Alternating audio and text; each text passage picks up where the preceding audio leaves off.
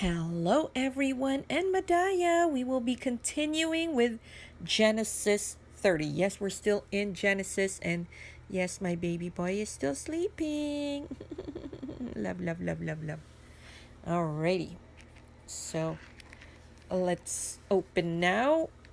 We talked about the wife situation over here. We're gonna be continuing because there's gonna be a lot. So, there's a bit of rivalry happening. So I'm just going to breeze through this, okay? You guys can read chapter or verse by verse later. Leah, by this time, has, I think, five sons, while Rachel has not. And then comes the war with their handmaids. So in the previous chapter, I've explained what handmaid is. This is not just your typical maid, this is a very specialized maid. In their customs back then, you get a handmaid for a dowry. This handmaid is she's like your assistant, but at the same time she's yours and an extension of yours. So your husband cannot control her. You as the wife can, and whatever you want her to do is like an extension of you. So when she tells the slave to sleep with my husband, and well, for husband it's like okay, because it's an extension of wife. So Jacob over here is, I don't know, maybe you could call him a horny goat or something, because well, if you know, Leah comes on to him, he sleeps with her. Leah gives what's her name? Zilpah sleeps with her. Rachel sleeps with her, nothing happens of course. But what's this? Bilhah sleeps with her, and Bilhah has sons to provide for her, but she kind of feels it's not quite mine. But it's supposed to be, but you know, convoluted here. So, anyways, as I said in the last chapter, it is kind of implied here that Rachel is spoiled. Leah does not look pretty. But for even that, you know, the thing about girls or women of the Bible who are not very treated well, don't worry. God loves these girls. Okay, so Hagar was mistreated by Sarah, and well, I don't know if Sarah went to heaven or not, but whatever. The thing is, God didn't leave her. He made sure she is okay and Ishmael's okay. Okay, so yeah. Here, Leah feels like Jacob doesn't really want her. Nobody really likes her. Her father just sold her. But God loves her, and well, because she wants babies, that's what she gets. And she has five kids. And then her maid has some kids too, so they technically belong to her. Alright, so, oh, sorry. Leah has six sons, plus a daughter, Dana. And they will have their own misadventures, by the way, later. Alright, so after some time, Jacob and Laban's relationship kind of sours, and what's this?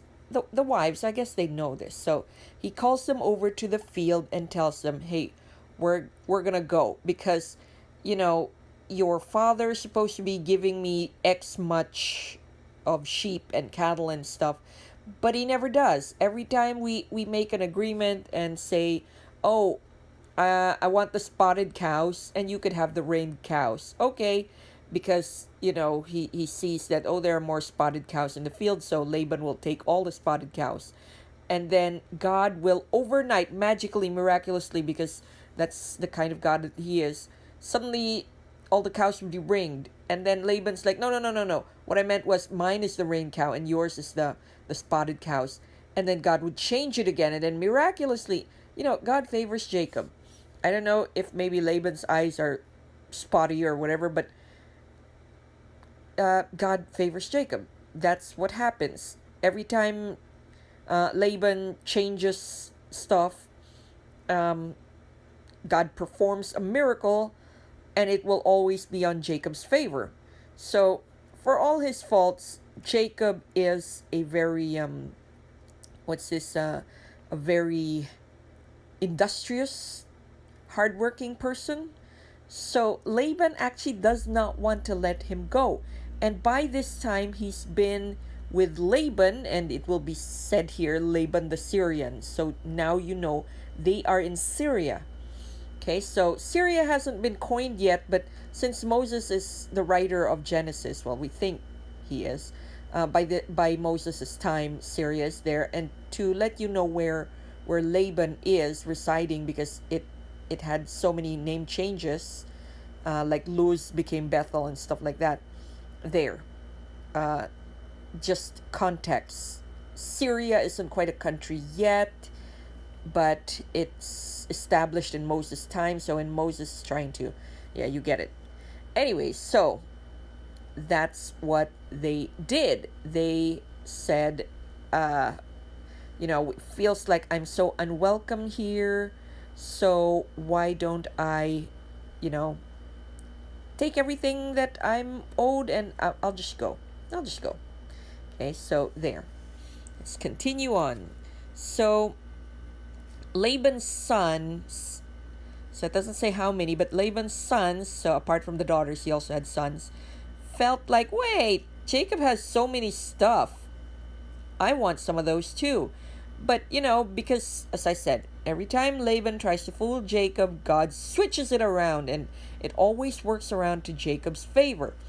And his sons kind of like, hey, this is it. This is the cattle we're left with.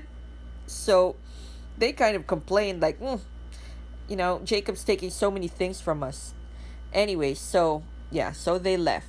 So it says here they took manservants, they took everything that was there. I don't know if Jacob went to Laban's house with manservants and stuff, and it's kind of implied as you read it that he actually has stuff with him, and then it grew with Laban. So remember how I told you guys that Abraham is super rich, and even if he gave all his sons, all 7 sons, divisions and stuff, by Isaac's time, he still has a lot of money, and I don't know if he left it to Esau to appease him or just brought a little bit, but it is implied that he did bring here. So there, it was not here. It kind of is that he did bring some stuff with him, and it multiplied. So now he's rich, and he's got a lot of sons and stuff, and he left because he felt so unwelcome in Laban's house. So see, then suddenly Laban the Syrian is here. Anyway, so 3 days after Jacob left, so apparently Laban's place is kind of big, because, well, they didn't see each other for 3 days before he realized, hey, he's not there. So he left, and Laban ran after him, and when he did, he's like, with an excuse, of course, that said, oh, I wasn't able to, kiss my daughters and my grandkids goodbye. And then he started to like look around Jacob's place and tents, and it's like, what are you doing? You're like, inspecting all my tents and stuff. Come see if I stole anything from you. I did not. But what Jacob didn't know is that Rachel stole something, and that's something we will tackle a little bit more, because I need a lot of time to explain that, and it is transcribed here as household gods or images. That has a lot of connotation, and not just for being an idol. Remember, he's Syrian. He is not from God, but more of that. We will be expounding on that. For now, we will leave it as that Laban came after Jacob. But even God can talk to Laban and told him, zip it, Laban. And so, yeah, more of that soon. For now, let's end, because I'm quite sleepy, and it takes forever to upload for some reason. I don't know why. But anyways, good night, and good night, Bambi.